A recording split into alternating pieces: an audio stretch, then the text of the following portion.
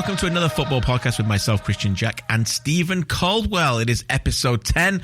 We made it to double digits. Fellas, today we're going to chat the North London Derby, El Clasico, Toronto FC win in Philadelphia, Vancouver Whitecaps against Minnesota, Gio Dos Santos, Zinedine Zidane, Stephen's favourite Romelu Lukaku, and much more. We're recording this podcast on a Saturday night. I think it's still Saturday. We've been going all day. Yeah. It is still Saturday. It's Saturday night. So if you're looking here for Liverpool versus Everton takes, we will not have them for you. Sorry about that, but we're here for everything else. I mean, we've watched about 15 matches in the last 13 hours. Yeah, we can't do everything. It's going to be difficult to get our thoughts in order here, isn't it? We've watched so much football, but exciting day of football. A lot of different leagues and different pieces of quality from all over the world. It was amazing. We've been watching games in Italy, Spain, and MLS, but we have to start in the Premier League, and we're going to start with the first game we watched this morning at 7:30 Eastern, 4:30 Pacific, no matter where you're listening to. I'm sure you saw some of it.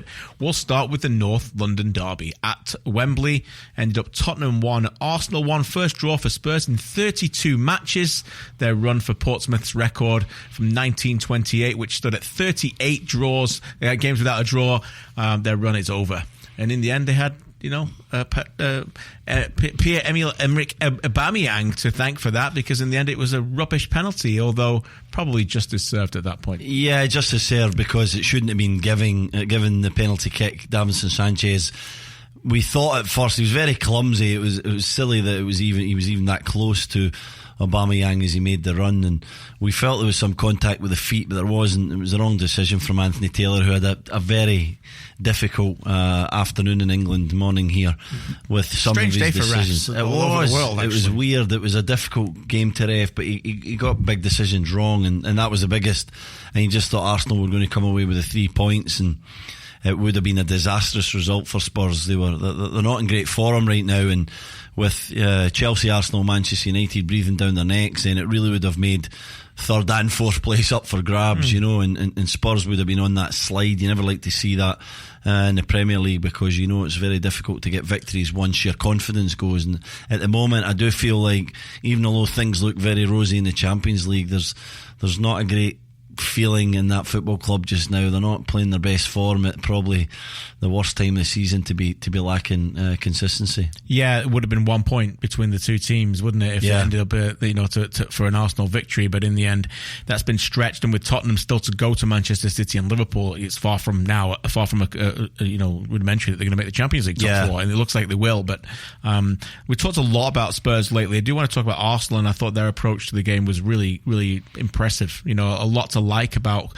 what Unai Emery has done. He made big decisions by not starting today, not starting Aubameyang, going with Lacazette, playing Ramsey just off him, playing almost like a narrow defensive back four at times as well, and then in transition Mkhitaryan kind of slotted in as a right wing back. So there's lots of different interchanging tactically, it has to be said that a lot of players played at a very high level. Yeah, they really did, and they were very solid defensively. And you're right, KJ, that the full-backs tucked inside. Mustafi was obviously playing right back, and so you expect him to naturally want to come in closer to the centre half, but Monreal also, and it meant that a great deal of work was needed from Mkhitaryan and Iwobi in the wide areas, discipline as well to do that, and often in that case you can end up with too many men back. You can't then possess the ball and bring it forward and look dangerous, but they had the ability to break really quickly. A lot of that to do with the intelligence of Ramsey scoring that first goal was just a brilliant goal from his point of view, and the decision to pick him is testament to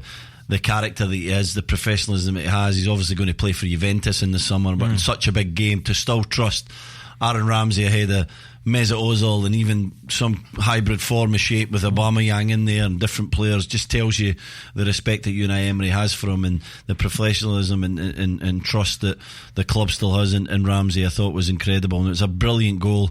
Wanyama switched off, and Sanchez, who had a very shaky day at the central defensive area for Tottenham, made a big error, but Ramsey was clinical. Pace is not one of his strongest points, so he had to get there really quickly, then compose himself just as quickly, and just really outsmarted Lloris, didn't he? It looked like he was going to go across him and sat him Lloris down. thought for sure he was going right, using his right foot, and Lloris plants his left foot down the ground, and then he's done. Yeah, I did as well. I don't know about you, but we normally see Ramsey, maybe because of that lack of pace, he goes for the finish, and I don't think it's one of his strongest parts of his game, finishing, to be honest, especially one-on-one. But this time it was brilliant. He just was so calm, lovely feint, and just as the defender's trying to get back, slides it into the net. And a great goal, something that they deserved at the time. I thought they were easily better than Tottenham in the first half. Second half a bit more even, but you're right, the game plan was perfect. They were more solid, a bit more pragmatic, respected Tottenham, but broke really quickly. Yeah, 2 games this year where they played Tottenham and they've been the better team, even though they didn't win the game. So a lot to like about that. Socrates was very good defensively. Yeah, he was solid. Very good again. Leno made some tremendous saves. I think it's important for him to continue that trajectory to try and enhance his reputation in English football. You mentioned Ramsey's first goal in over 2 months since January 1st in the Premier League. Traditionally about a player who gets 5 or 6 goals a season, so it was important for him to get another goal there. That took Arsenal into the lead. Tottenham forced their way back in it in the end. Pochettino did what he's been doing lately by throwing on a number of players to try and attack and win the game. It led to a controversial goal. That has to be said. At the time, it looked like Harry Kane was offside, didn't it? What happens here is there's a free kick. For those who haven't seen, there's a free kick. Cross ball comes into the box. Harry Kane is bundled over by Mustafi. Yeah, definite push. Yeah, we've accepted that. Mustafi, we've accepted that he gives away penalties regularly at this point, unfortunately for Arsenal fans. And at that point, the referee points to spot. Anthony Taylor reacts to the penalty decision, and upon replay, it looked like he was offside. Since then, we've done some research and we've looked a little bit more into it, and we know the rules, but at the time, these rules are consistently changing. And I think that it's important to note that perhaps the decision that the officials came to and the conclusion that they came to were actually the right ones. Yeah. Weren't they? Yeah, to the letter of the law, they were the right decisions. First and foremost, Harry Kane is offside. The flag should have went up, but he is supposed to wait. And then the rule is, we thought at that moment as Kane is going towards the ball, then the flag should certainly went up, and it makes it the wrong decision. But we've learned that he has to be in the action of trying to attempt to get to the ball. Yeah, so this is what we found since. So basically, a lot of this needs clarity, and I understand. I haven't watched this because we've been busy watching 19 games today. But Match of the Day, the famous highlight show in England, also suggested that they felt he was offside as well. So there's a lot of confusion here. I've reached out to people within the industry. This is the contact that I had who messaged me saying, basically, it comes down to the classification of the wording "making attempt for the ball," doesn't it? I mean, first of all, we have to say, when they make, if he is fouled as he's trying to play the ball, then he's committing offside. And the penalty wouldn't be given. But if the penalty is the correct outcome if he's fouled before making an actual attempt on the ball. Yeah. They are the rules. Yeah. So let's get into the interpretation of the rules. So what is the classification of making an attempt for the ball? Well, that is actually, if you're just dropping into the zone, it isn't classed as attempting to play the ball. That is just a natural movement of the game going forward. It's only when you actually jump or try to touch the ball that you've considered to be in the act of playing or attempting to play it. That's the only time you get penalised for being offside. Prior to that, if you're fouled, it's a penalty. Yeah. And that's actually what happened, isn't it? Because we're talking very split seconds here. Yeah. But in those rules and those words, Mustafi bundles him over before Kane gets an opportunity to do any of that, doesn't he? Yeah, when you read that out like that, then the correct decision was made. But I'm going to talk as a former player and say how ridiculous that is. It's absolutely absurd. He's going towards the ball. He's going to make an attempt to play the ball. And if you're defending him, you're already annoyed that he's in an offside position. So first of all, he's in an offside position. You keep your line up nice and high. Lovely line from Arsenal. There was probably 4 players offside. Kane, the most obvious, and the one that ends up getting fouled. And then as you're going back towards the ball, not a wise decision from Mustafi, of course, to push Harry Kane in the back, but he feels the Tottenham striker's just going to nod the ball into the net. So he's clearly, it gets really complicated here because he's clearly making an attempt to go towards the ball, but he's not in the action of heading the ball, jumping the letter of the law. So to that point, it's right. And another point I want to make, KG, is that the assistant referee on that side was not in a great position. He was leaning into the play. I don't think he saw it properly. And there's no way, in my opinion, that he holds that flag down, knowing all the interpretations, all that stuff we just went through. I'm not saying he doesn't know the rules, very clearly. Of course he does, but I just think he got it wrong, and then he got bailed out by the actual letter of the law of the rule. I just don't think he saw the offside decision. I think he was in a bad position. I don't think he would have waited that long, waiting on Harry Kane to make the motion of jumping to then head the ball. I just think maybe he will in the new rules with VAR because they're telling them to do that. Well, exactly, but in the Premier League, that's not the case. Not now. When it's when it's tight, when it's touch and go, like they were supposed to do in the Carabao Cup. There was the infamous one with Hazard near the end, wasn't it, where he should have waited and the assistant referee didn't. But in this one, I just think it was an error. He got bailed out a little bit because of the letter of the law of the rule. The rule itself is absurd. It needs to change. It's so difficult to be out there in that park trying to defend, not knowing if he's offside, is he involved in play, is it second phase, all this stuff that has to go through these defenders' minds at a nanosecond. Things are happening so quickly out there that to think about all the things at one time. There's an art to defending, there's an art to squeezing a line up and making sure that your team's compact and stuff. And we're getting to the point with all these interpretations of the rule.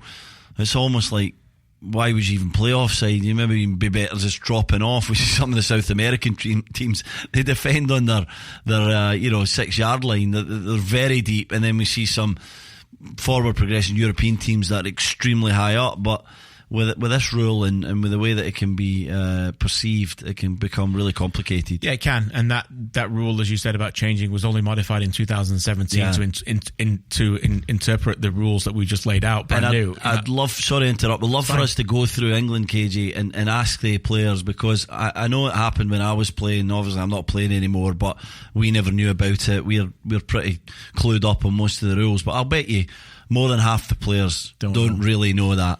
Yeah. They feel that Harry Kane's offside there. He's running towards the ball. They probably know if Harry Kane's clearly offside and he's not moving, he's not offside. But when I'm running towards the ball, they probably felt he was offside. Yeah, I'm with you. I don't think it's that fair. And ultimately the reason for rules are for fairness. You bring in rules to stop people gaining an unfair advantage. Ultimately you want the playing field to be fair. And whether we just went through it and now our listeners are aware of it, you still can't tell me it's fair. Harry Kane is still gaining an advantage by being offside and being goal side of Mustafi in that action. And in the end, Mustafi is reacting to it because of Harry Kane's positioning being offside. Yeah. Whether he's making a play with the ball or, air quotes, active is not, is irrelevant when it comes to the acts of fairness and the advantage. What is unfair is to expect a defender to process all this through their brain in such a short period of time. That is unfair. These rules are put in place, in my opinion, to get more goals, to get the ball in the back of the net more. And as a defender and someone who loves to see great defending, I just think we're getting too far towards that. And it's there is an art to that kind of defending, and so when you're weighing everything in the forward's favour, it's really disappointing. Before we move on, Arsenal, Manchester United next week. Arsenal now, they've shown us something here. A few weeks ago, I have to say, some dismal results again. The City won, and you think, okay, they're not going to get the top four, but they've got a chance, haven't they? Yeah. And I think that's what the fans would have asked for at this stage. Still in the Europa League, and a chance to get in that top four as they go through what is a little bit of a transition year. Yeah, they've got a very good chance. They've found a bit more solidity to their play. I don't think they're as high, nowhere near as high, certainly not today. But they're not as open as they were. And he's sort of accepted that he doesn't have the pieces to play that real style of football that he wants. And credit to Emery, because it takes a lot of humility and a lot of guts to do that. It would be easy to be stubborn, like we see a lot of managers these days. Maybe Sarri being one of them in the Premier League, but it's difficult to sort of accept, okay, not quite there, take it back a step or two, be difficult to beat, use the strengths that we do have, and they did that perfectly well today. And if they keep that up, they're going to have a very good chance, KJ, of getting one of the Champions League places. Yeah, after playing United, they're really their toughest games are Wolves away, Watford away, Leicester away. No teams to play after that in the top six. So yeah, a real chance for Arsenal. Toronto FC fans, we are getting to your game very shortly. Before we get there, let's do the El Clasico. We spoke about it on our live show, El Clasico in midweek, with the second leg of the semi-final of Copa del Rey. Today was again at the Bernabeu, and again Barcelona were the victors here in a game where I thought was a strange one, particularly in the first half, not one of tremendous high quality, and then in the end, in the second half, kicked into gear, but a strange atmosphere around Madrid, a game where some players were not anywhere near at the races. I'm thinking of players like Toni Kroos and Gareth Bale. We're watching a Madrid team that is clearly in transition while still trying to compete for trophies, and then obviously Ronaldo was since departed, but no Marcelo there with Reguilon being decided to play there in that position. As I said, Kroos was moved away. They took Casemiro off at the end. They're throwing on Valverde. They're throwing on Asensio. So it's an interesting team to watch at the moment. And in the end, I think Barcelona had the more than enough quality, and a great game to watch. And the centre backs were absolutely marvellous for Barcelona. Yeah, a fascinating game to watch, and it wasn't the same high level of attacking quality we expect from an El Clasico, but that doesn't matter at this stage of the season. We're into March. It's about winning trophies now, and Barcelona have just went into their greatest rivals' home stadium in the Bernabeu and came away with a victory again, and they showed everything needed, and they showed everything about the character that they have been under Ernest Valverde. Absolutely brilliant, tough, horrible to play against, but still with that flair, that quality, the moments of genius. And this was a day about the defending, and as good as Barcelona have been for over a decade, we don't often compliment that, we don't often talk about that, but this was into Madrid, and finding a few good moments. I think Madrid kept them to as little chances as I've seen them create in a long time, but it wasn't about that. They got their one chance, they scored it through a sublime little chip from Rakitic. They showed the frailties of Real Madrid defence when Ramos comes out and Varane doesn't come over. A number of issues with them. You see how they don't quite fluidly defend, and Barcelona were magnificent at the back. KJ Piqué was the best player in the park by a mile, in my opinion. Longley wasn't far behind them. Busquets in front of them was tremendous. But just, I want to say something about Piqué. Not that old, at 32 years old, but magnificent. The way that he just revitalises his career. We keep thinking, okay, we're starting to see the end of Gerard Piqué, and he just finds someone else. He takes lots of stick from lots of people, and the level that he plays at defensively, the positions that he picks up in the box are phenomenal. I'm telling you, he's always there. He's like a magnet to the ball, and it's so graceful. It's not as spectacular as some defenders, maybe even a Ramos, where he's flying at things, and it's very flamboyant the way Ramos defends when he defends well. He didn't defend well today, but when Piqué defends well, it's just really simple. He's just in the right place. Usually it's a pass from an opposition player right to his feet, intercepts it, plays it away. He's brilliant on the ball. He does everything. He leads in his own quiet, authoritative manner, and alongside Langley, they were tremendous today, and he's really going to be good for that young lad, because he's a player in the making. Langley, we've liked him for a long time. Long time. Big fan of his for a long time. He was at Nancy, and then Sevilla picked him up, and he played there for 2 seasons. We covered him a lot for Sevilla, and that's what big teams need to do. When the other team picks when a relatively good side like Sevilla pick up a player like that, and you instantly see him, and you go, no, he can play for us now. That's what you need to do at Barcelona. He's 23, he can play there for the next decade, and I think you make a great point about partnerships, because I think he's made Piqué better. Umtiti's a little bit more aggressive, and will step into things a little bit more, and then you've got the grace and the calmness of Longley. He's got a little bit of Laporte in him, the way he plays the game, the way that he reads the game as well. And I think that Piqué and him are a really good combination. I love that the way that they played today with Busquets. Busquets got a yellow card after 90 seconds.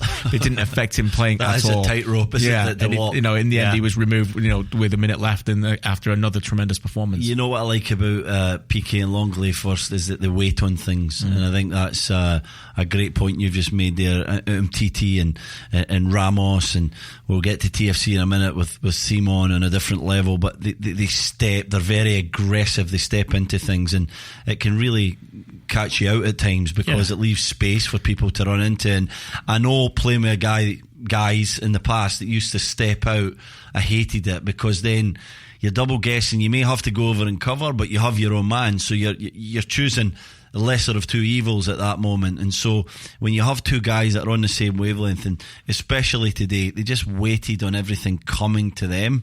that takes calmness, and it takes communication between the two, and they did that really well. Yeah, they're like the guardians of the gates, you know. There's guard, and the other guys just like aggressive bouncers. You just keep stepping forward and stopping everything. And sometimes you can get around the bouncers. You know what I mean? These guys, you're not getting around them. You know, and in the end, you know, Big Benz, as some commentators like to refer to him, in the end, he was almost playing midfield, mate. He was. He got deeper and deeper and deeper because Longley and PK just weren't having it. There was a moment in the game, by the way, where Vinicius had the ball, steps inside, and PK falls to the ground, and he's lying on the ground, and he's still defending. He actually cuts down the angle by shifting over more as he's lying on the ground, and then, of course, the shot gets away. Who blocks it? Longley, because he cut the angle down because PK was like still defending on the ground. He just gave him that extra split second to get across. Longley was there. I think it came off his right hip, but it was because of PK just making Vinicius move it again. Maybe another couple of touches, and it was a big moment in the match. It looked like Vinicius was going to score. A word on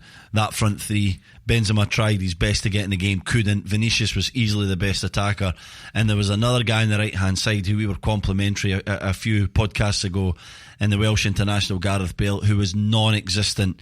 He's been moaning, he's been screaming for a start. You know, and he's been put out there by Solari today and said, on you go, biggest game of the season, go and prove to us why you should be in there. And he was awful. He was absolutely awful. And I think it's probably the last nail in his coffin as a Real Madrid player. I think agree. he's going to be back to England or somewhere else very soon, because I just don't think that, you know, he's getting booed a lot by the home crowd in the Bernabeu as well, and that's usually a nasty sign, isn't it? And his time's going to be up there because it wasn't good enough on the biggest stage. Nowhere near good enough, no. Barcelona outplayed Madrid, and they outplayed him in midfield. We talked about Rakitic. Arthur was tremendous. Arthur was tremendous. Brilliant. As was, you know, Busquets and Rakitic got the goal. A brilliant finish. Just the lob over the goalkeeper, so cool and calm. Great movement as well, wasn't it? Just sucked Ramos in, sucked the midfield in, saw that gap, ran into it, and then the finish was just amazing. To run at that speed and to just scoop it over the goalkeeper like that, really outwitted Courtois, and brilliant play from Rakitic. Messi was pretty quiet. I thought he was playing with a little bit of groin. We saw him, you know, looking towards it, and he was playing very aggressive, wasn't he? He had the little spark with Ramos and like that. A few other players. I like that as well. Dembele adds that pace on the left and stretches the team a little bit. This was a day about teamwork from Barcelona, and I really loved it because it was different. I agree. It wasn't the team that we expect, and it was almost like, in some ways, the pinnacle moment in Valverde's spell there. He went in there and he went into such a flamboyant team, and he made them a bit tighter, and they played the 4-4-2 and became way more solid, and took a lot of stick, stuck to his guns, stayed with his style, brought in some players that he felt had a bit more grit and a bit needed to take Barcelona into the post Iniesta and Xavi era. And today was the day that all of that was justified, because they're probably going to win La Liga at a canter. They're probably going to win Copa del Rey, and they're one of the favourites for the Champions League. So that man could walk away with 3 major trophies, the treble, and I think if he does, I think he might anyway, but I think he might step away at the end of the season, because it's very hard to manage a team like that, the pressure that it takes, the energy it takes out of you, what it does to your health. I've got a feeling, especially if there's real success, Valverde might walk away and take a break.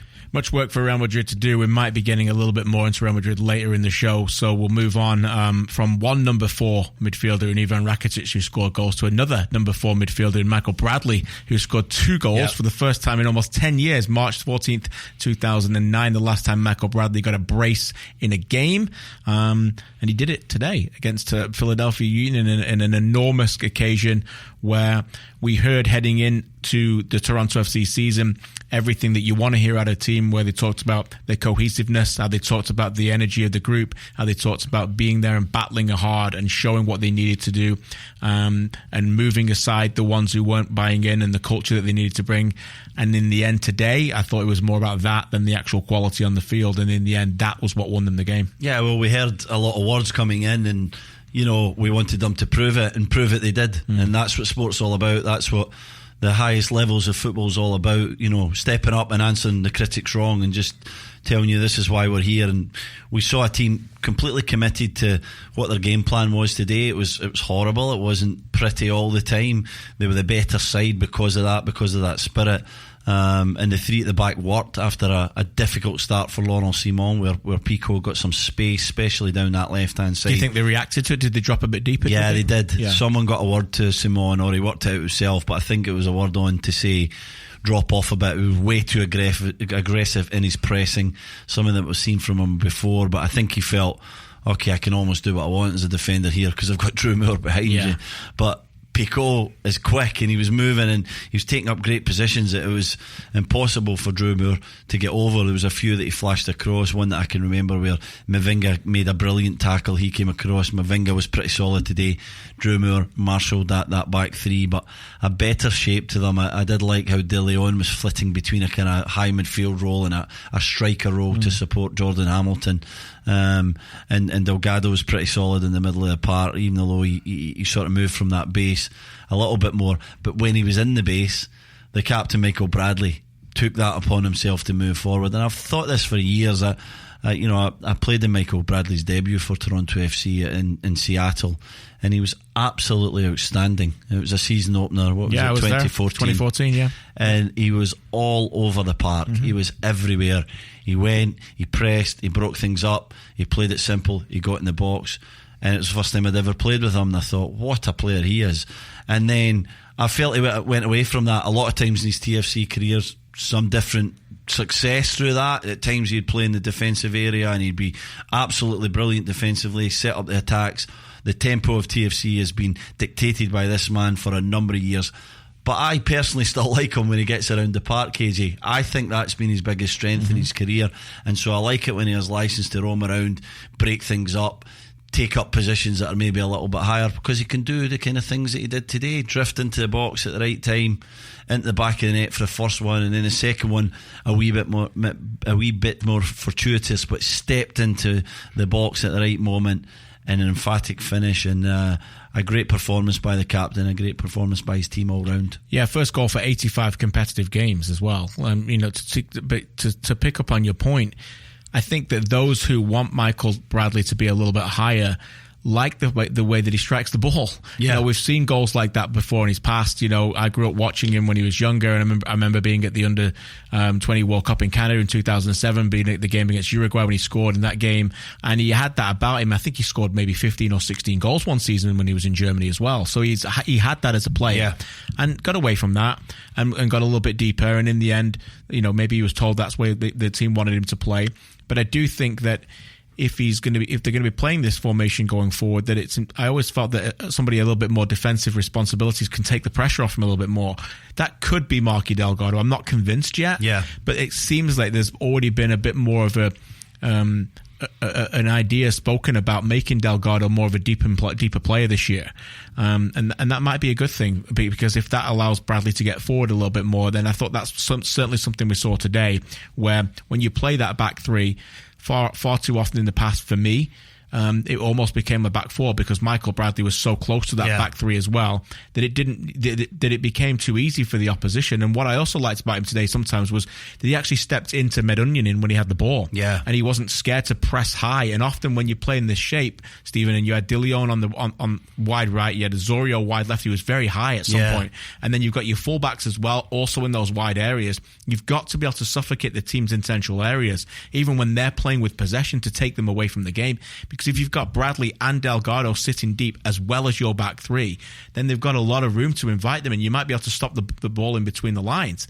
But you're going to get deeper and deeper naturally by that. So I think that's how they got back in the game. They had a shaky 20 minutes, but maybe the defence line dropped a bit deeper, and they stepped it up a little bit in midfield with Delgado and Bradley. That's what I thought. Yeah, I agree. I thought they sort of gave Philadelphia Union a bit too much respect at the start, and then they realised that they weren't that good, or they don't really have their 4-4-2 diamond down to. They were disappointing. They were very disappointing, very, very poor. And one of their strengths with Medunjanin being there, being a playmaker on the ball, is also one of their weaknesses, because he's not mobile and there's space round about him. And I think TFC recognised that, got more pressure on him and others particularly, and then moved off that good pressure, winning the ball back and then playing from it. And I think Bradley set the tone for that. And we've saw him press before. He likes to press, but often is that only pivot in the deep midfield area. He presses at wrong times, and against really good players gets played round, and then there's space there. But today they had the perfect balance when Bradley was roaming forward a bit to go and press.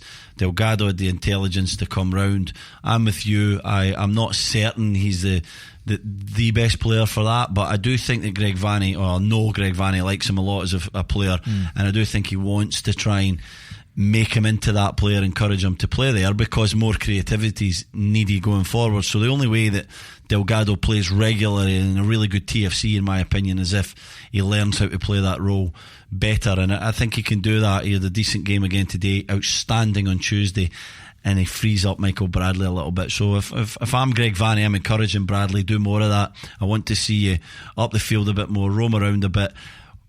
TFC have become too predictable as a team with Bradley at the base of that midfield. Everyone knows what's going to happen. Everyone knows he's going to dictate the pace.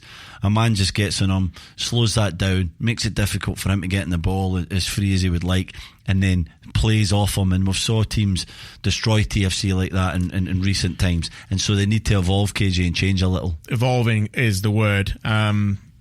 I'm hesitant to bring this up now because maybe it's better for the future, but there will be TFC fans driving around, walking to work or on the commute going, okay, well, what we're going to do when Pozuelo gets here, lads? do you know what I mean? Because we are, that is a fair question. And I'm going to throw one thing at you and see what you think. What about Simon at right back? Now, hear me out, because if it's not that much different from today, you play because look, they can't play this shape all season. Okay, if you're going to tell me you're going to sign Alejandro Pozuelo and you're going to play this shape, where do you play Pozuelo? He's going to play where Nick De Leon played. He's not a wide player. But De Leon was not really wide today. He played very central. So what they're going to play is this 3-4-2-1, but with the two being Osorio and Pozuelo really narrow. Now they weren't narrow today. They were pretty narrow. De Leon was narrow. De Leon was pretty narrow. He played almost like a striker at times with Jordan Hamilton. That's where I think Pozuelo is going to play. I believe that's their best formation to play. It's probably a little bit too negative in home games, so I could see some kind of changes against teams that are going to sit in and try and defend for the majority of the game. I think it's very negative. But away games, I really like it. Simon's going to play. Mavinga's going to play. They've shown so far they're not a great two. They've got a lot of work to do there until I'm sold on that. So they need Drew Moore's organisational aspect.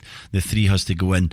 The only issue I have with the formation that I just said, the 3-4-2-1, is that there's a lot of onus on Auro and Justin Morrow on the left hand side to provide the width and provide it in high areas. So I get your point. I know what you're saying. I don't love Simon at right back. I think he doesn't have the legs to get forward. Some play there. He's played there with the Belgium national team, so he's played at a high level. But I just don't think he's got enough dynamicism to his game to play it really well. And so I think, assuming that Mavinga and Simon are going to play, you have to play three at the back.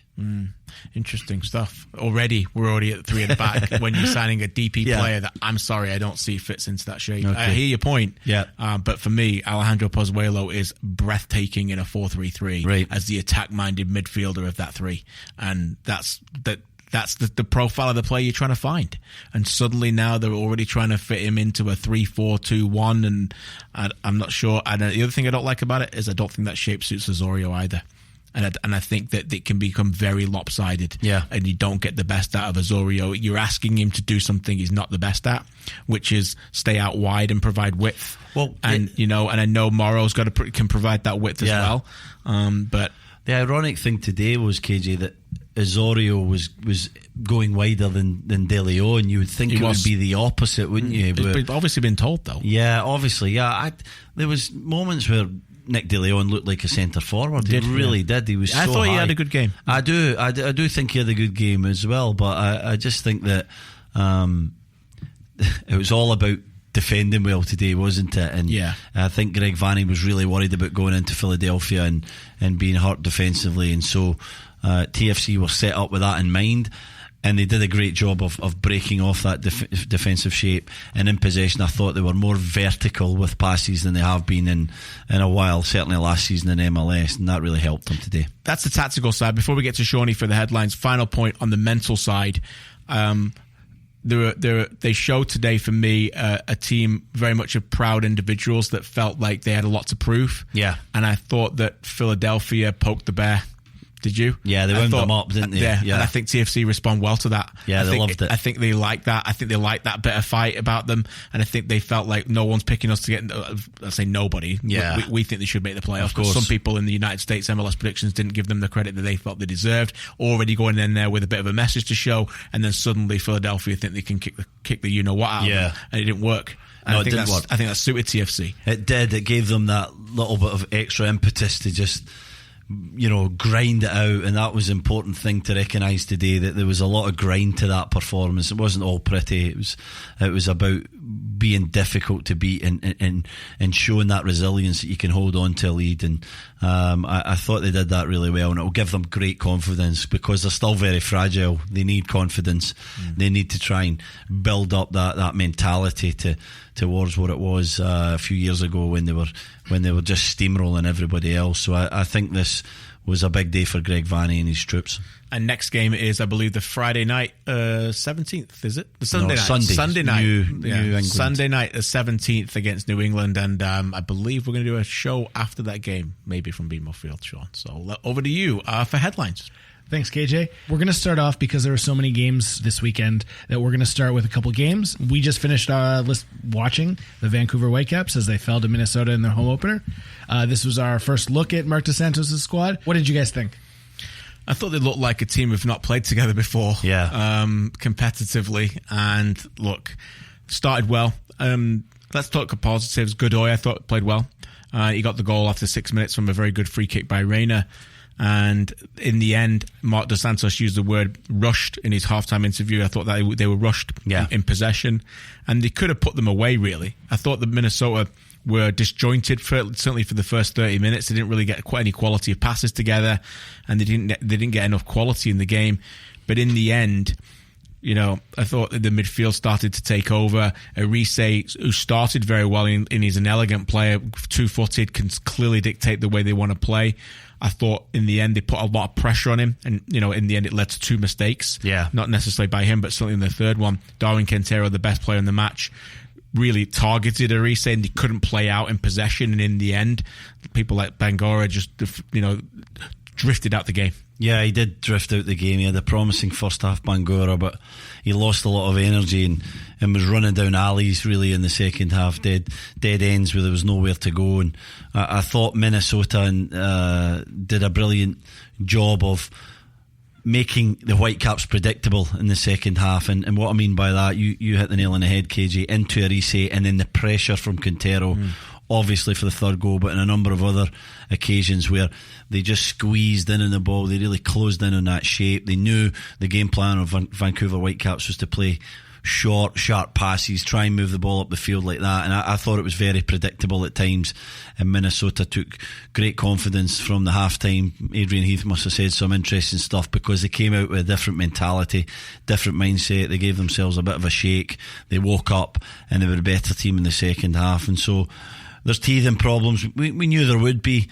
I wasn't too surprised about that. The only thing I'm concerned about is, you have Freddie Montero as your main man up top. He's a focal point, and it becomes predictable because you can't play it up to him longer, KJ. You can't hold the ball up, and so everything has to be short, and it allows teams to just come on to you and just make it really difficult to be as perfect as you have to be to play out of that pressure. And we found today that they weren't perfect enough. Arise was pressured on.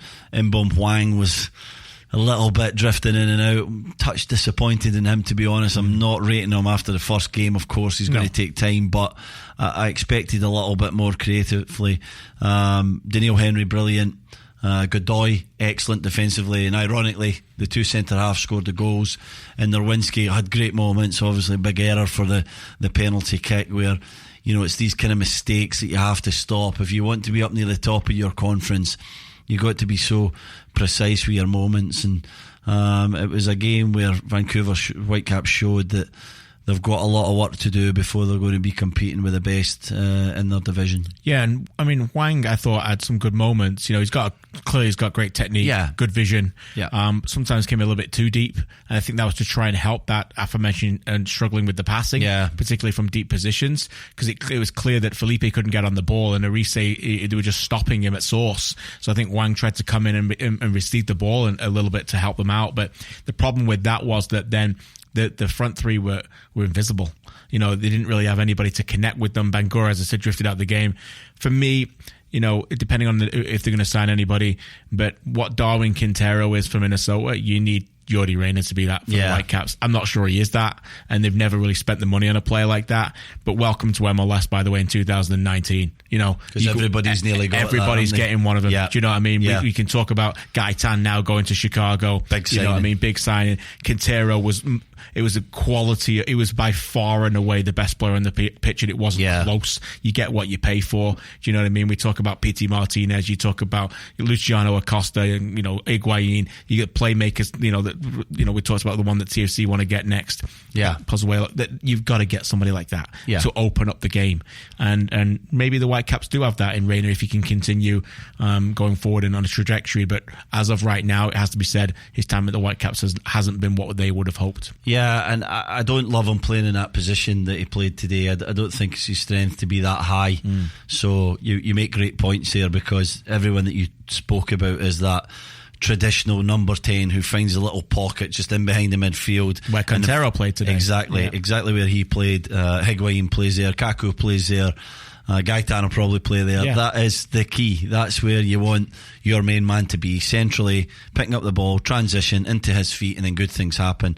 We saw from that brilliant ball that Quintero played today for the second goal. It was just magnificent, wasn't it? And over Daniel Henry's head and headed into the back of the net, and that's where they have to find a way of getting Reyna there. So no disrespect to Felipe Martins, but creatively he was nowhere at the races today. We hardly even mentioned on the broadcast. He wasn't on the ball at all.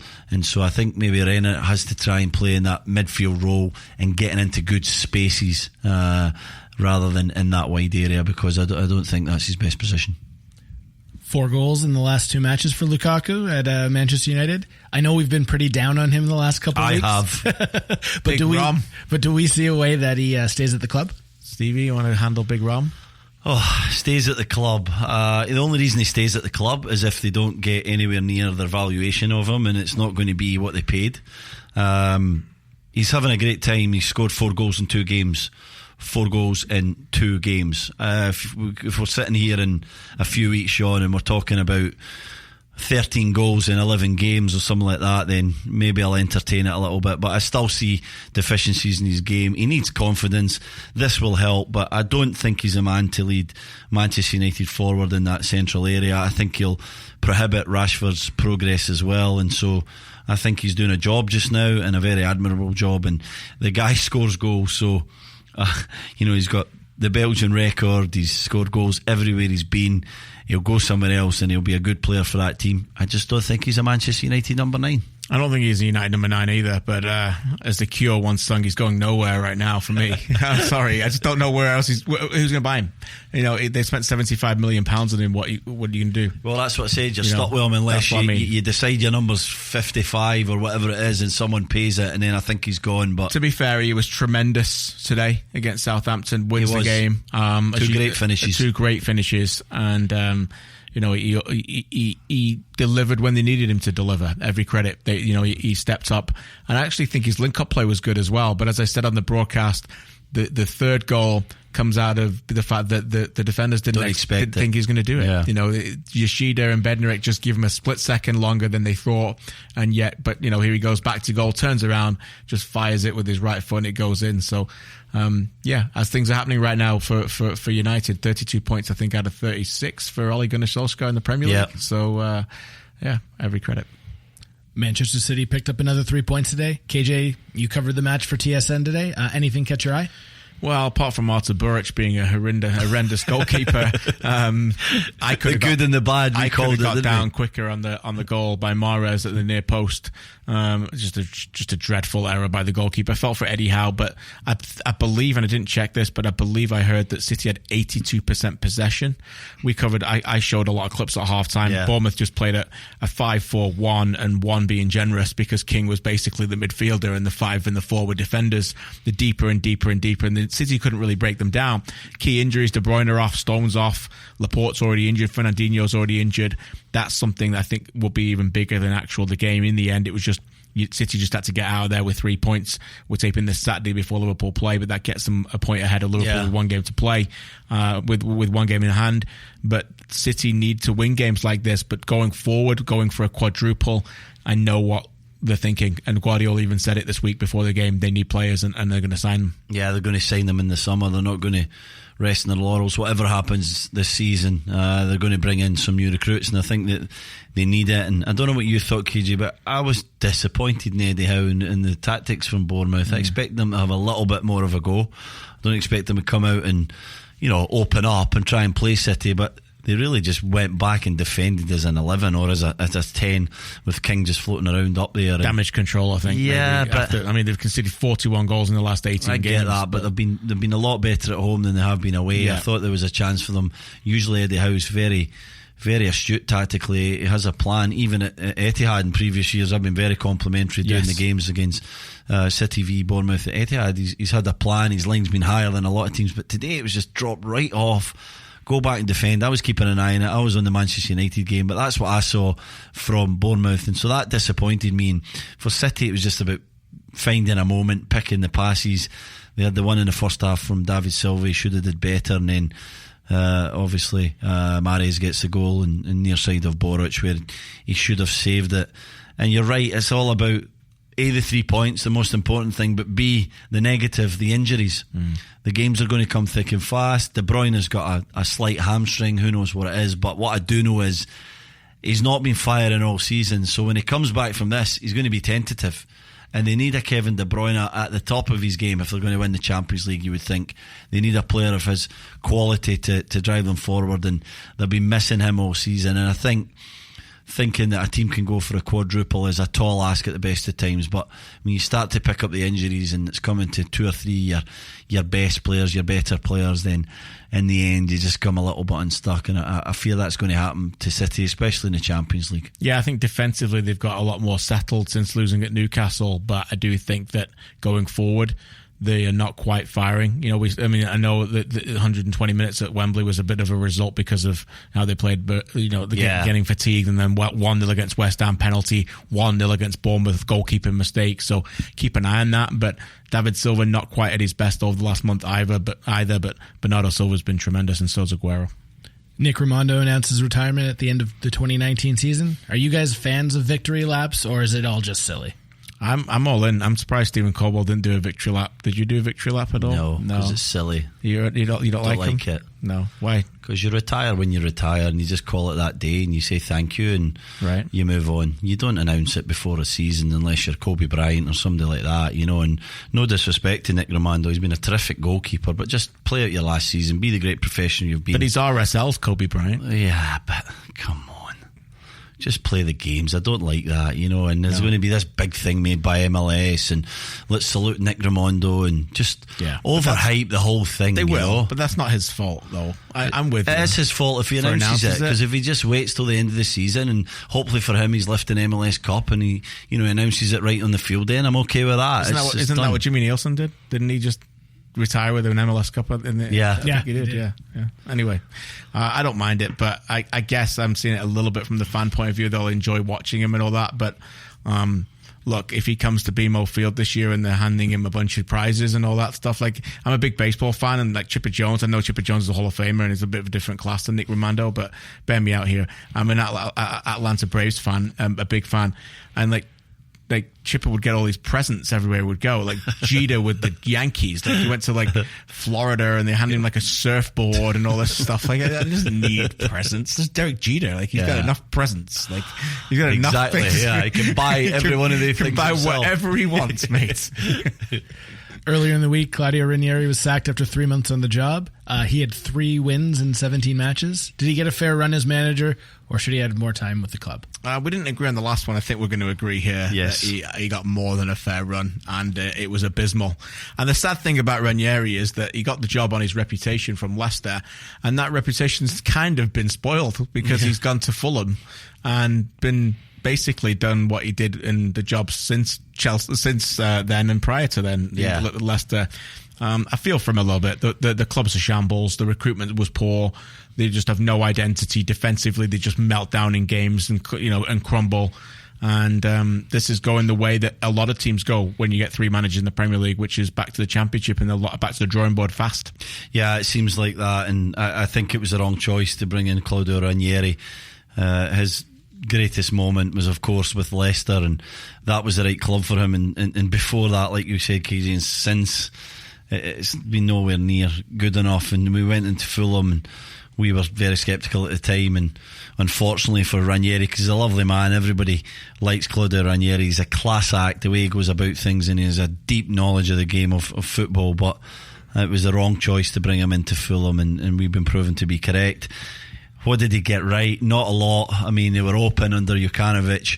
He went in, he tried to make it more solid. Didn't really do that. Took away maybe some of their creativity. Messed around with a couple of their better, younger assets and players in Sessegnon and Kearney. Really did not have any trust in either of the guys. Had to deal with the whole saga with Kamara, where there was an incident in the training ground. Set back Sessegnon's development big time too. Big time, and really affected an important asset for the football club, because if I'm another team right now, I'm not suggesting that he's lost his talent, but I'm putting in an offer for less money, because I know that he's sort of set him back that little bit. But maybe that was one of the reasons why he's on the way, but didn't do well at all. And I think they made the smart move just to sort of semi-accept that they're going to go into the Championship and start to prepare for that. Scott Parker has the job, I think, just now on an interim basis, KJ, and you would think Scott would be a good manager. I know Scott pretty well. We shared an agent for a long time, and so we'd bump into each other pretty regularly. And great guy, complete winner. Never seen him coach, but I know the attributes he has as a person and as a player, and so I expect him to bring that same kind of energy to management. MLS roster compliance was yesterday. We have 2 headlines from that. Firstly, Spurs legend Gio Dos Santos was bought out by the LA Galaxy as he was the 4th designated player on their roster. The league still holds his rights. So at this point, do you see him playing in the league, or do you see him transferred? I think he might play in the league. What do you think? I don't know. You don't think there's a chance? There's a chance. There's definitely a chance. But first of all, this is pretty fresh. Were you surprised that he was bought out? I was. I thought they'd figure between the league and the team, they'd figure a way through this. You mean like LA Galaxy figure a way in inverted commas? Yes. Yeah. Did you not? No, because of the uproar from people, because the Galaxy have been getting away with this for years. But I get a feeling that the league, there's a lot of teams in the league who wanted them to get away with it. Yeah, maybe because they're doing it as well. Because they want to push the more you players you can play. They basically, there's a lot of people in this league who don't even want a cap anymore. Yeah, so they want to get away with the 4 DPs and not even 3. Just get to 2, and you can spend more money on filling out your roster in better areas. Yeah, the haves want that, and the haves not want to keep the tight salary cap, the budget, everything that's there. But is there any difference here? Well, there is now because they bought him out, but was there any difference between this and 18, where they brought in Zlatan and he was a TAM player, but he was clearly set up to be a designated player? Everyone's always twisting the rules here and manipulating them for their own benefit, and this time, probably because of the pressure of fan engagement, the league's decided, no, you guys have to get this sorted, and there was no way of sorting it for them. They just couldn't wiggle it around. He had to go, and and they couldn't sell him because nobody wanted to take him, because let's face it, his form's been pretty awful. Well, I was going to say while. that. Yeah, that's what I was going to say, because that might be another reason why they didn't really worry about buying him out, because they can still go spend the money and get TAM players. Yeah. Do you know what I mean? And they might be better for it. Imagine if they're trying to figure out a way and kept Dos Santos, they might have been like, no, actually we don't want the help. We just want, you know what I mean? And it went all the way. And I know it went all the way to the last bell and the final bell in the last round, and everyone was wondering what was going to happen, because it literally went to the deadline. But that's got to be part of the thinking when you're in the front office of LA Galaxy right now. Yeah. You want to get better, but how much can you rely on him? Because he was very average for 12 months. Yeah, very average, and it was a shame because he had a great start, didn't he? When he first went to LA, he was very exciting. He was one of the best players in the league, and then he just lost his way. And I'm wondering if he's going to find that way back. He's such a mercurial talent, Giovanni Dos Santos, and I actually played against him in a championship game. He went to Ipswich on loan. Do you remember that? Yeah, I do. Yeah. And I played. Burnley went there to Portman Road, and he played. And he's a wonderful player at championship level. But it shows you the kind of the levels that he hit, for playing with his national team and the quality moments that he had. He was a Barcelona player at one point as well. Hey, championship's a good level, mate. It's a good level, but Giovanni Dos Santos will look back on his career or look in a mirror and wonder why he ever played in the championship, because the talent that lad had, he should have been at a higher level his entire career, and he's let it slip yet again. And I'm wondering if he's going to be back. Only he can answer that. Can he find that spark again? Can he get himself a little bit fitter? He lost his fitness, and that's never a good thing for a football player. And so if he brings back some fitness and some drive and will to play, he has the quality to be in this league in MLS or back to Liga MX or anywhere he wants to go. I could see him even playing in South American football, but he needs to get fit, and he needs to ask himself how much he wants to sacrifice at this stage of his career to get back somewhere near the top. Raheem Edwards was sent on loan to a USL affiliate due to lack of international spots in Chicago. Do you expect any interest north of the border for Raheem Edwards? Can we say that this is an absolute joke? Due to a lack of an international spot, that Raheem Edwards can't play? Disgrace. Like, it's that counts as an international slot. I'm tired. I've just had. Are you going to go on a rant? No, I'm not. Please, I'm stopping myself going on a rant. I'm actually trying to find a tweet by our friend Samuel Piette, who actually took to Twitter, and I thought very commendable that he actually commented about this on Twitter. Not about Raheem Edwards, but not that long ago. And now I'm going to look at it. I bet you he deleted it or something, but hopefully he didn't. No, it's ridiculous that Canadian internationals are counted as international spots when they go and play in the US teams. It's something that has to be changed. And I mean, I've got it here. Sorry. You got it. You found it. I was part of the last collective bargaining agreement, KJ, and we were trying to fight for that, but they were saying it's some labour thing, and it's so frustrating to see that, because it affects guys like Raheem in their career, and it needs to be changed. Samuel Piette did a tweet just near the end of February where he did the face palm emoji or whatever it is. That was in response to a tweet by New York City FC when they said that 3 of their players have received US green cards, including Jesus Medina, Ismail Tajuri-Shredi and Anton Tinnerholm. All have been granted permanent resident status in the United States effective immediately. That meant that obviously they were no longer an international player on the roster. So, as you can see, Samuel Piette noticed there, and it's clearly affecting players like Raheem Edwards. Yeah. It's clearly affecting their development.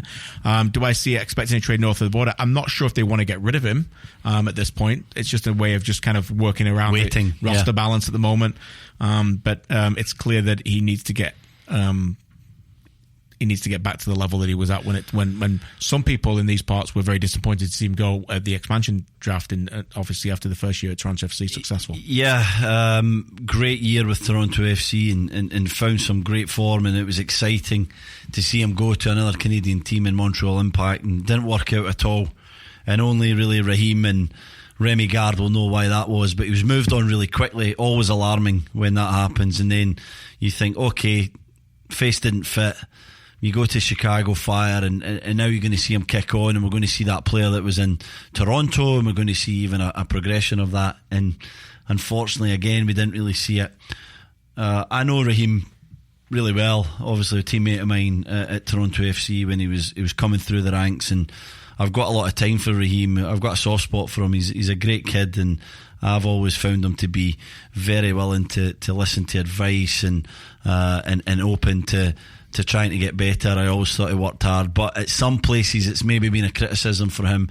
And again, I don't want to sound like a broken record, but it's up to Raheem what he wants to do. He's got to take this on. It is a negative, but he can't afford to see it as a negative. He's got to say, okay, I'm going down to USL for a while. I'm going to prove to everybody I should never be back here. Whenever I dropped a level, KJ, that I felt I was better than, I didn't sulk what I did was I said, okay, and it proved to everybody that watches me every week, whether it was reserves and I was 30 years old, or it was Blackpool when I was a kid and I was in League One on loan, I wanted to prove to everybody that I should never be back there. And so thankfully I did that a lot of times, and it was my attitude that allowed me to do that, not my talent. And so Raheem's going to have to do the same thing here if he's going to have any career at Chicago Fire or anywhere else in MLS. The CONCACAF Champions League quarterfinals are set. New York Red Bulls versus Santos Laguna, Houston versus Tigres, Independiente versus Sporting KC, and Atlanta versus Monterrey. I think I know the answer to this one, but which match has you the most excited? You saved the best to last, didn't you? I thought you were going to ask us to rank them for 1 second, so I'll go with Atlanta Monterrey as 1, Red Bull Santos Laguna as 2, because that's tasty, no? Yeah, it's very tasty. Really tasty. I think Red Bulls, I think they'll have a shot there. By the way, they were brilliant again, weren't they? That looks really tasty. And then I think Tigres will be too good for Houston. And I think, well, I know Sporting Kansas City will be too good for Independiente. Yeah, Sporting Kansas City will pretty much wipe the floor with Independiente, I think. The best one's clearly Atlanta Monterrey. That's going to be fantastic. I can't wait for that. And there's no more monster trucks. So they'll be back in the Mercedes-Benz. Unless they've got like Supercross. No, I think Supercross is this weekend. So isn't like Bon Jovi or something? No Bon Jovi, no Falcons games. So no excuses. No excuses, yeah. Pack out the Mercedes-Benz Stadium. That's right. And let's see a full CONCACAF Champions League crowd, because that's going to be a mouth-watering game. Funes Mori is a class player, by the way, for Monterrey, and striker. They've been very consistent, Monterrey, in the last few years of Liga MX, so they're on the verge of something pretty special, as Atlanta have been, so I'm excited for that. And I'm with the UKJ. Red Bulls against Santos Laguna is going to be great. Also Tigres Houston, I mean, Tigres are quality, but they sort of let you down at times, don't they? So it's up to them to step up. There's a lot of pressure on them in this year's competition. It's about time they delivered. So that'll be interesting to see how that one goes. And really, we're heading towards just some brilliant ties in the quarterfinals and moving forward. Moving on to AskAFP. Make sure to use the hashtag AskAFP. And thanks a lot for everyone for sending in their questions. Marcus asks, after rumors of Zizou to Chelsea and Juventus, where do you expect Zidane to land next? I have no idea. Do you? I mean, I like to try and answer these questions. So I don't know. Qatar? I'm very confident he goes to Juventus, KJ, in the summer. Right. I am. Allegri's going to leave. It's his time. Where's he going? Well, he might take a little hiatus and wait in the right job, the job that he wants. You think Zidane to Juve? I do. I think it's pretty glamorous. I think Juve will be all over that. I think they sort of need that, and his success in the Champions League will put him to the top of the list. Fan favourite from his time there. Zidane is such a cool guy. He does what he wants. I'm not quite sure. Does he want another job? That's what I'm saying. He's so cool. We don't really know. But it's going to be he's not going to take a job for anything other than the excitement, the romanticism, the whatever it is about that job, you know. And so Juve springs to high up the list because he's been there. And I think with it being a different league, he might just take that. But with you, if he turns up in Qatar, it would not shock me at all. He's just a guy that literally does what he wants, and so I don't see him at Chelsea. I don't see him taking that hassle at Chelsea. What would he do that for? That would be nonsense. You know what I mean? That doesn't. Zinedine Zidane. Come on, that's like the opposite of Chelsea, isn't he? Like he's like monotone, cool. Nothing ever phases him. You know, he's not high and low, is he? Like no. Like Chelsea's perfect for Conte and Sarri. You know what I mean? It's like it's a gong show, and then it's amazing, and then it's rubbish, and then it's a disaster, and then it's like a soap opera. As you talk about Zidane comes there, he's just boring. Do you know, as you chat about that though, I'd love to see it. Everyone else losing their mind, and Zidane just standing there on the touchline, calm as anything. Because I don't think I've ever seen him lose his mind. Have you? I've never seen him sweat. No, just stands there. He's soaking. He never even sweat when he played, did he? Just stands there and cool at the side. Apart from maybe when he headbutted Materazzi. Yeah, that was the one time. Yeah, he lost his cool in the biggest stage. That's the only time, really. Yep. Yeah. Davis asks. Good question, Marcus. Davis asks, if you were to make one MLS prediction that's a bit off the map or go absolutely crazy, what would it be? Well, we've already made Darwin Quintero MVP in Minnesota winning the MLS Cup, so that's a good one. Yeah, bit off the map. I don't know really. The one thing I would say is that, you know, we've done our research this week previewing the season. There's there's not many things that really are way off the map. No. I mean, I think Columbus might not make the playoffs, and for a team who makes the playoffs every year, they're pretty organised, and I mean, that's a bit of a... I get it, it's a bit off the mark there. That's me maybe reaching, because there's so many teams in the Eastern Conference, by the way, where you can go, maybe not. It's ridiculous how wide open it is. There's very, even new NYCFC, don't think I think they may not make the playoffs, but I don't think that's a to quote Davis, I don't think that's a bit off the map. I think NYCFC have taken a bit of a step backwards over the off season. Yeah, possibly. I think it would be a bit off the map. You like him more than me, I think. I do. I really do. I think they've got some talented players.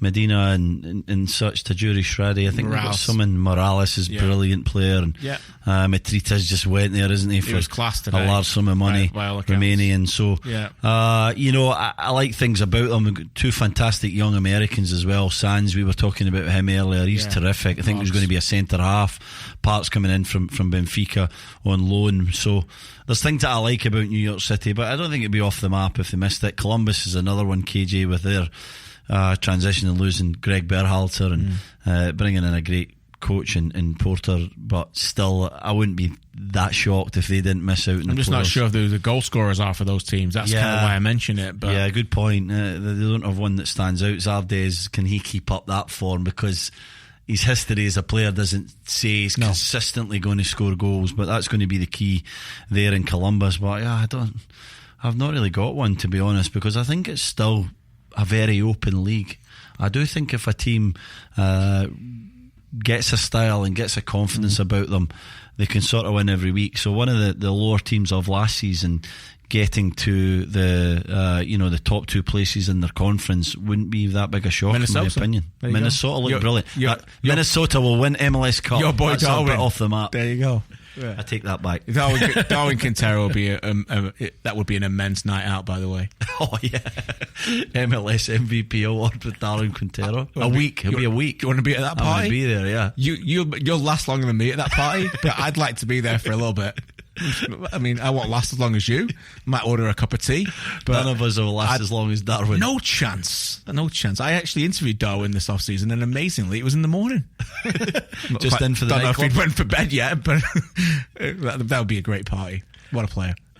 Mike asks, out of the three big derbies today, what do you figure is the best rivalry out of the three? Spurs Arsenal, Madrid Barcelona, Lazio Roma. Oh, that's a really difficult question. Mike, what are you doing to me? I'm in the 16th hour of the day here. I will say Lazio Roma, we watched the game today. Roma were awful. By the way, there's some shocking refereeing decisions today. Kolarov getting sent off for not even touching him. And I felt for Kolarov at the end. We watched the game while we were watching El Clasico. He stayed pretty calm, He did stay pretty calm. But Lazio just dominated, didn't they? Roma were terrible and looked like that Di Francesco's coming to an end, depending on the Champions League tenure. That is a bitter rivalry that is quite nasty, actually, in some regards.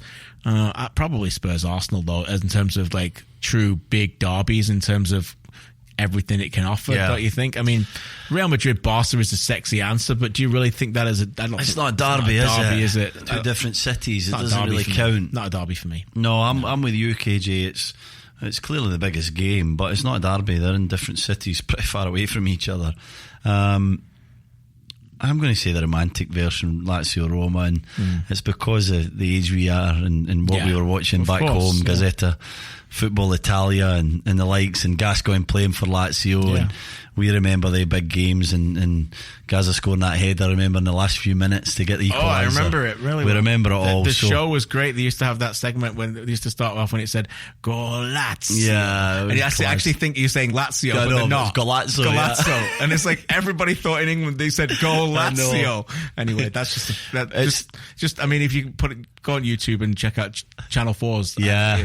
James Richardson. Brilliant. Great stuff. Lazio Roma, it has to be said, do hate each other. That's what I meant. It was got a lot of it's vicious. It's a vicious rivalry, so I'm taking Lazio Roma. Although Spurs and Arsenal don't like each other much either, I heard. Andrew asks if you think Rafa Benitez is going to sign a contract extension at Newcastle. I'm not sure about that, to be honest. I think he is immense for the club, and I think there's so many reasons why he should. But one thing you've learned over the years about Rafa is he's very unpredictable. Yeah. And for all Newcastle fans listening, I know we have a lot. I'm sure you're wishing he could. We spoke to some Newcastle fans. Thanks for coming to the live taping on Thursday night. They were very passionate about their club, and they love Newcastle and Rafa. But I still think he's still trying to figure out whether it's for him. And as usual, if a bigger offer comes, which I think he would like in England at some point, he loves England. His daughters still study there and live there. I can't say for sure that it's a shoe-in at this point, mate. I would never say anything's a shoe-in with Newcastle United and Mike Ashley's Newcastle United, but I do think this club's gripped him. I think he's in, KJ, and I think he really wants to stay. Obviously he needs things to be in his favour, and hopefully Mike Ashley's going to leave at some point in the near future, and I think Rafa Benitez is banking on that as well. So my thought would be that he will sign a contract extension, because I believe he wants to be in England a great deal. I don't think he wants to go back to Europe. I don't even think he wants to go back to Spain. And so I'm not sure where he goes apart from Newcastle. We talked about Leicester a little bit, didn't we? And then he didn't get that. Again, we think about just outside the top six. Does he get a top six? Probably not. I don't even think Spurs go for him if they lose Pochettino.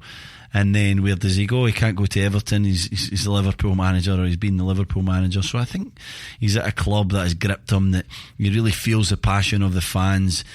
He wants to try and get them somewhere near great again, and so he's hanging around, he's waiting. But he's a man of strong principles, and his patience will only last so long. And so if I'm a Newcastle fan, I'm worrying more if that Mike Ashley's going to sell the football club and he's going to get out of the place, than if Rafa's going to sign a contract extension. Because if that happens, I see Rafa being there for a long time.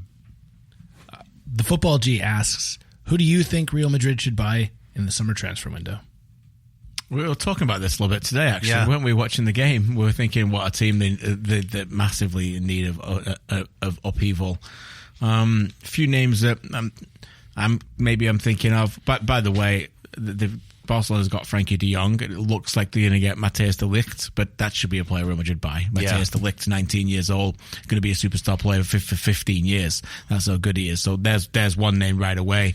Tanguy Ndombele, who plays for Lyon, could be very, very good player for them. They need some more legs in midfield, don't they? A little bit more that bring something different. The players they've got now, they're all good players. Obviously, Kroos and Modric are getting older, but they need a bit of power in central midfield. So that's another name. I know there's a player at Dortmund we love as well, Mr. Weigl. Yeah, we love him. Yeah, we think he's one of the best holding midfielders in the world. You know, he's obviously small, diminutive, but he's quality passer. He's been playing centre half at times. And he's probably available. Yeah, I think he's available. I think you're going to get him.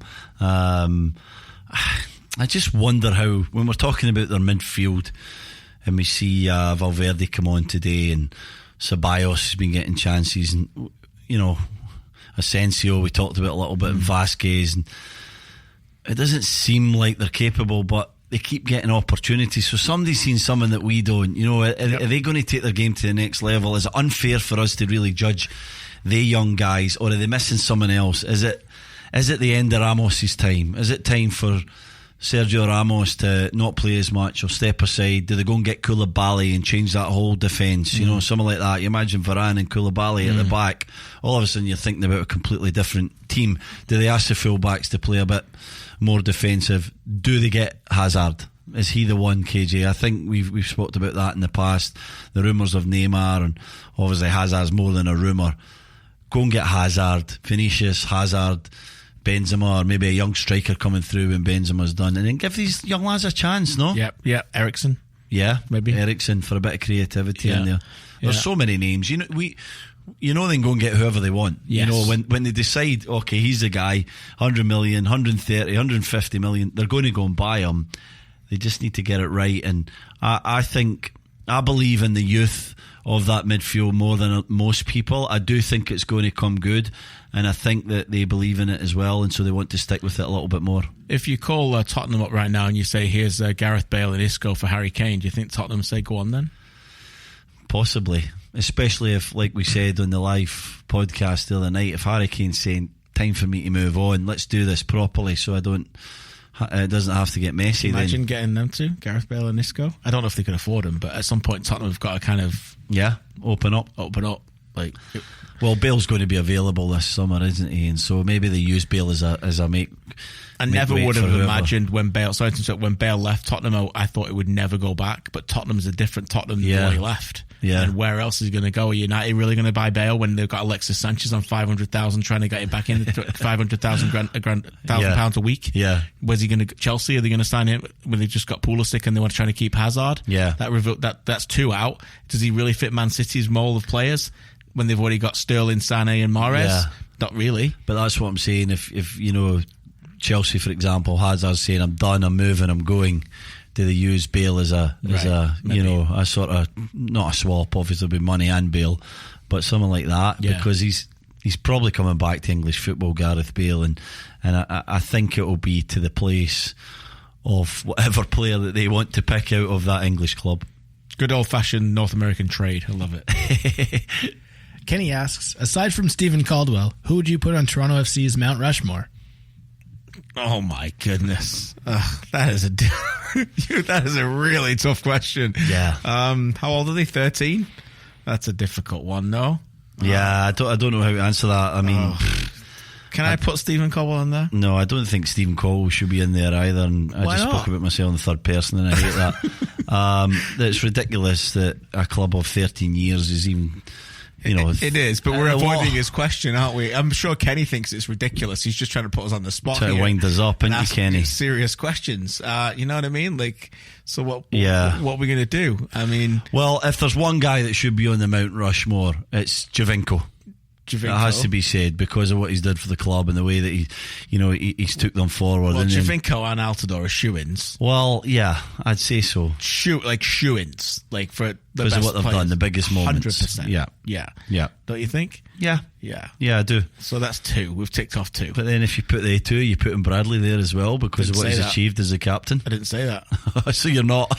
I'm just thinking about it. I've just literally heard this question 60 seconds ago. I didn't necessarily say that. But are we spending too long in this Mount Rushmore question? Yeah, go on then. Put Michael Bradley there. He's lifted all the cups and trophies. Yeah. And Victor Vasquez. Yeah, that's a good 4 actually. If anybody's got to go, I'm with you there. I don't know who else. I think we should talk about where this Mount Rushmore is going to be within Toronto. That might be a better conversation. I was thinking about if you had to put a Mount Rushmore of Toronto FC defenders, then I would definitely have you. Thanks, mate. Appreciate that. I would definitely have you. That's not a great list, to be honest. Well, before you came, they never really had a good centre-back, and I'm not saying that because you're sitting here. That's a fact. That Tyrone Marshall was probably the best centre-back. Sean, you're good on TFC history. Tyrone Marshall, probably the best. We're not having no Marco Velez's discussions, are we? Come on, let's be honest. Stephen Caldwell came, it was fine. I remember finally a decent centre-back, came in. Darren O'Dea had a cup of tea here as well. He had a couple. Well, he had a couple of Tetleys, but that's about it. Justin Morrow would be there for a back 4. Yeah, he would have to be. Drew Moore would have to be. Drew Moore. There. Yeah. So there you go. We found our Mount Rushmore. There you go. 2 different kinds. There you go. Kenny asks for 1. We get to give him 2. Double bonus prize. Great deal. Last question, and this might be a long answer, but feel free to go at it. It can't be any longer than the last one. Terry asks, is it about time that football adopted similar rules to rugby when it comes to arguing with the ref? As a TFC supporter, it's especially embarrassing to watch, as seems what happened today. Yeah, I could go on about this for a long time, but then it would just turn into late night chat radio, and we'd be here for another hour. And what are we now? 14 and a half hours into our day. For me, as somebody who watches rugby, not as much as I used to, it is extremely uncomfortable to watch so many petulant professionals surrounding an official trying to do his job. Terry uses the example from the TFC game today. I would think about the example from the Champions League, particularly now when the referees are required to communicate with another source away from the ground or away from the pitch to try and to do their job. I've always said this, no matter what job you're doing right now, if you have 9 or 10 people shouting in your face from 5 yards out, try and keep doing the job. Good luck. Yeah. Why should we ask these referees to do it? And anybody who turns around and says that's just professional sport, well, you're wrong, because it doesn't happen. It doesn't happen in other sports. You name the sports, the rugby is there, and you just don't get. You're just not allowed. You can get sent off. You can get, it doesn't matter, the tennis. You can get dock points. It just doesn't allow it. And this has been allowing it for far too long. And it's interesting now to watch it, to turn this into a little bit of a positive with VAR, how the referee today is using VAR as a way of just calming down, because so many times we're watching games in Spain, in Italy, in MLS, where they're screaming at the referee. It's like, I'm dealing with it. And so maybe that's a positive, but we've got to find ways to give these referees an opportunity to do their job properly. Rugby is a great example. They're very respectful of the referee, and in the cases when it comes to talking to them, it is only the captain's responsibility to do it. Allow these people to do arguably one of the hardest jobs in the sport. Yeah, you said the word there, respectful, and it's a culture thing. It's just expected. The etiquette of how players act in rugby is completely different from football, and that's because it's allowed, and because as an ex-player I know how I can push their boundaries, and unfortunately that's just the culture of the sport. And so if you really want to change it, you have to do something drastic about it. Yeah. You have to start brandishing yellow cards, fining clubs vast sums of money that's going to hurt them if there's 4 or 5 or more players with round about a referee, and you need to increase the punishment, and then it'll be a horrible few months, maybe even a year, and people will change. Because once things change, rules are made, it's hard at the start, and then before you know it, you forget what it was even like before, and so that's what it has to happen here. There needs to be that respect for the referee and the job that he's doing. And I was one of the worst, KJ, so I'm not sitting on a soapbox, standing on a soapbox. Me and Toledo, me and everybody else right in front of their faces. But I clearly had respect for them, but I knew what I could get away with on the field. I was a captain, so maybe I had a wee bit more rights than everybody else, but I was right in front of the referee's face, and I was trying to influence him to make decisions. And we see it far too often within the game, because when it happens like it did today in Philadelphia, it becomes really negative. It's not a good advert for the game of MLS, Major League Soccer. It's just horrible. You see Fabian at the ref, Bradley's there, they know they have to combat each other.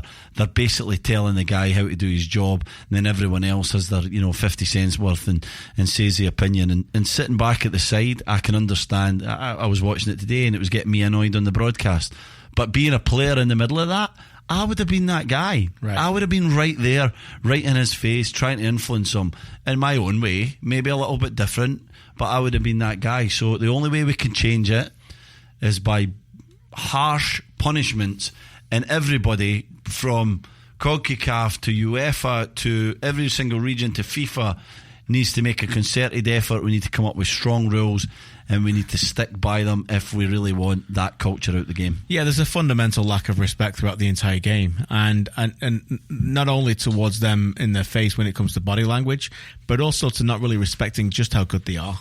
These referees get so much right. Yep. You watch other sports and you just think there's way more referees and they're getting way more things wrong.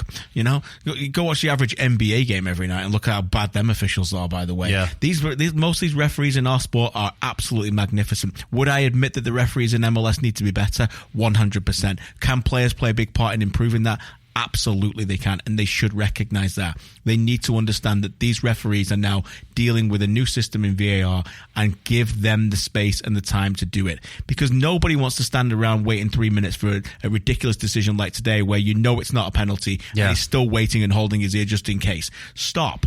We don't need that. Give him time, and you're delaying the whole process. You're not making the entire thing better anyway. So look, nobody cares what you have to say. Just play. Yeah. There has to be more collaboration between football players and referees as well. I think they do a better job of it in England. I've not seen a great job, and our mate Howard Webb's in charge. I know he has some great plans moving forward about how we can get more collaboration between current players and ex-players to help these referees understand a player's way of thinking and why decisions are made. And also with that, I do think there is a place for some ex-players to potentially become referees. Let's get rid of the stigma about that being something that's not really possible. Let's try and help and see. And I'm not suggesting that every ex-player can be a good referee. I know there's a different mindset and skill set and positions that they have to get in the field, but let's try and come up with a pilot programme of allowing, especially here in North America, allowing these lads to come in if they want, experience maybe an introductory course, and then see where we can take it. Because I've felt this for years, KJ. It was something that I always thought in England, and I guess a part of me knew that I could never make it work, but I think we're missing a trick here, because I do feel that there may be more respect if there was some ex-pros even involved, maybe not that become professional referees, but just involved in that process. The players would understand how difficult that is. You may have seen a brilliant little special on Sky Sports recently where Neville and Carragher did it, and how many they were getting wrong. Yep. You remember it? I do. And it was, it tells you how hard it is to be an assistant referee or indeed the referee. And so a bit more respect for the job that these guys are doing, because it's not easy. And the final point for me is that once that happens, we open up an opportunity to teach. Yep. You open up an opportunity for the world to learn. And we just started this show today talking about a rule that we weren't sure about. And you played the game for a long time. I've covered it for 2 decades, and the rule has changed. We weren't quite sure about that. Imagine that in MLS and how many people would struggle with that. Yeah. And once you give these referees an opportunity to look to be able to communicate to each other, and you can hear it on the broadcast, which is what the question says, Terry, about rugby. When I watch rugby international games, and I don't know a lot about the rules a lot, I grew up, but there's a lot of rules in the game. I can listen and learn to an official talking to another official about why that big decision was made.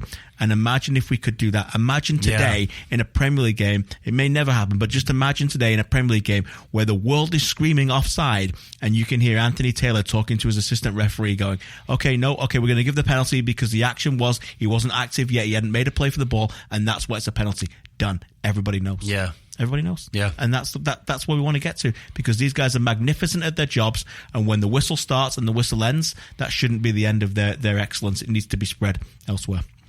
Good stuff. I think that's the end of the day. That's the end of our show. We need to get to bed, mate. We've been talking about this game for a long time. Don't talk tomorrow at all, okay? You need to rest your voice up this week. Once again, thank you for listening to another show. We really appreciate it. Continue to send us questions. #AskAFP. We'll be back next weekend.